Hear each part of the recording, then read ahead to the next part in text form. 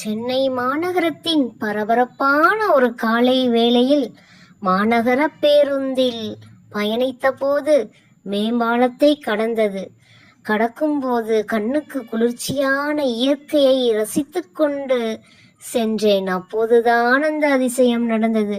வண்ணச் சிறகுகளை அசைத்தபடி ஒரு அழகான பட்டாம்பூச்சி பேருந்துக்குள் நுழைந்தது.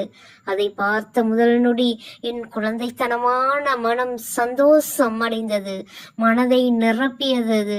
ஆனால் அந்த சந்தோஷம் சில வினாடிகள் கூட நீடிக்கவில்லை. வெளியே செல்ல வழி தெரியாமல் அந்த பட்டாம்பூச்சி கண்ணாடியில் முட்டி மோதியது. என் மனது வலிக்கத் தொடங்கியது. சுதந்திரமான வானமே அதன் எல்லை. ஆனால் இந்த சிறிய கண்ணாடி பெட்டிக்குள் சிக்கிக்கொண்டு அது தவிப்பதை பார்த்தபோது என் சந்தோஷம் அப்படியே வேதனையாக மாறியது. நண்பர்களே, இதை பார்க்கும்போது எனக்கும் இதே தான் தோன்றுகிறது என்று யார் யார் எண்ணுகிறீர்கள்? கமெண்ட் பண்ணுங்க.